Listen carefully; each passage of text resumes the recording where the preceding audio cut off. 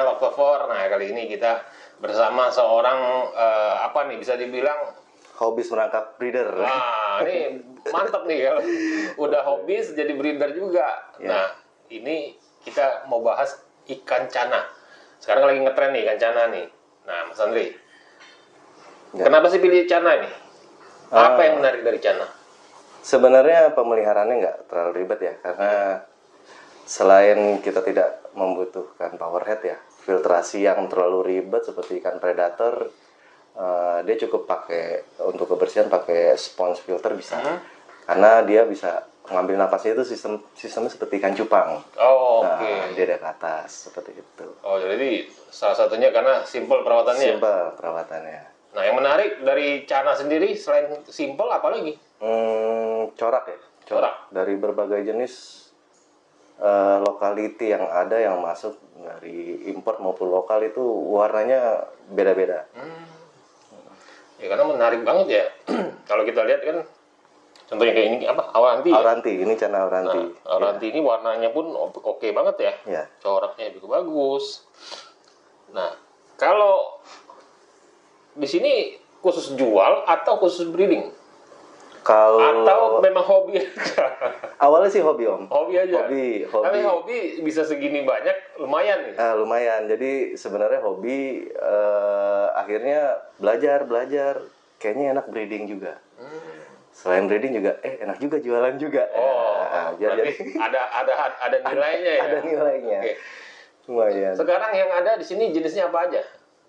Di sini ada cana asiatica, ada andrau, ada cana stewarti ini yang mungkin udah pada tahu semua nih. Auranti ini ada per, saya 15. Nah ini ada fire and ice yang mungkin sedikit jarang yang melihara ya.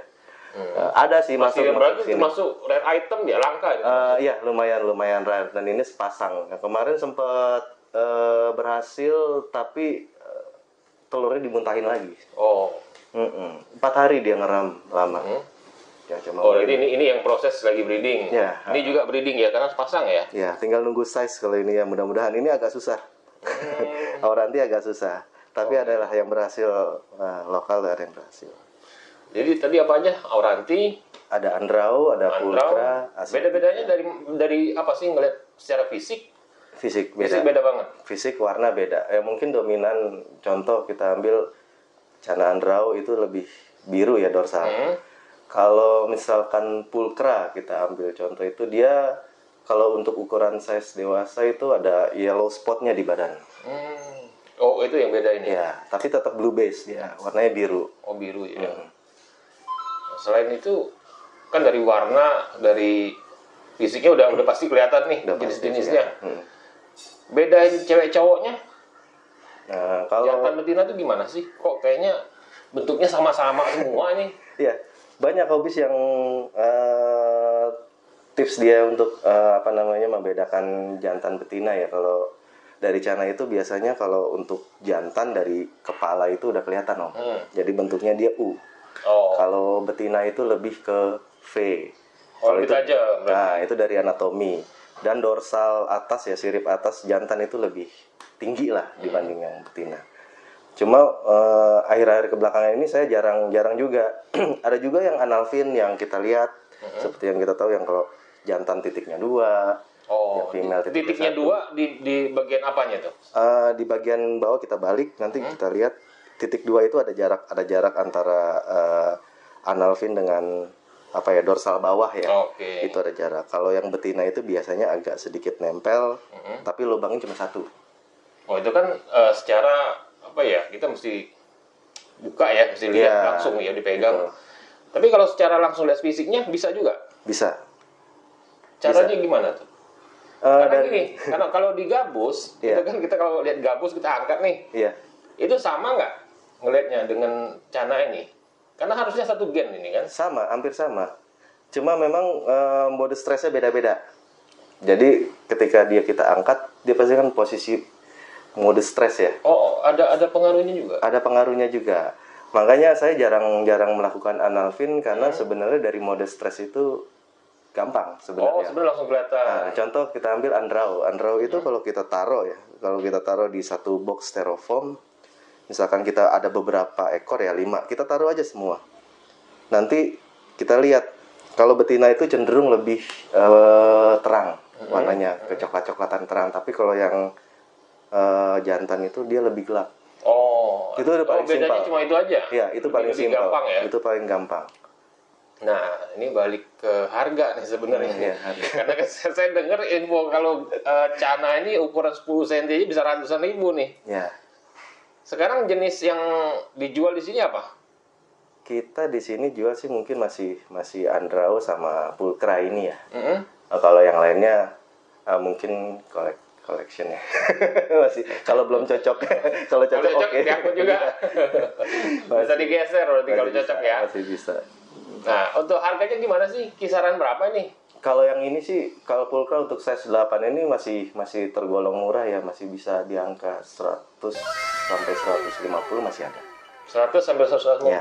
ukuran 10 cm. Ya, under lah. Under 10 cm. 8 cm itu masih ada. Kalau di atas 10 cm udah beda lagi harganya. Terkadang hobis-hobis itu dia nahan size. Jadi pada posisi dia ukuran 12, bodinya itu lebih ideal gitu, dorsalnya lebih kelihatan lebih gondrong, kepalanya lebih besar. Nah itu harga nilainya Agak juga lebih lumayan tinggi ya. tinggi, ya. Nah, kalau ini pakannya apa sih ini? Supaya dia bisa cepat besar.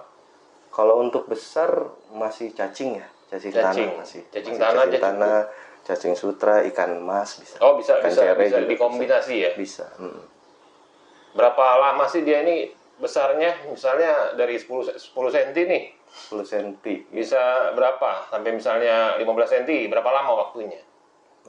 Kalau Andrao itu kan memang dia kerdil, dia nggak bisa tumbuh cepat Lebih besar gitu. lebih besar.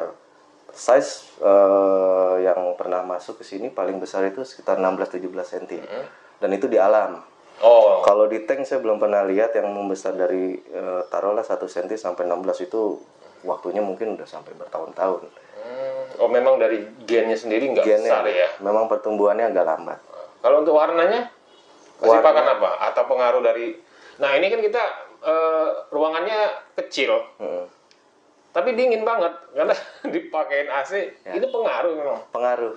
Saya dari awal belajar cana ya memang banyak produk lah yang untuk untuk memunculkan warna lebih bagus, tapi kembali lagi setelah saya jalanin ya memang suhu paling utama karena dia subtropis ya, suhu dulu.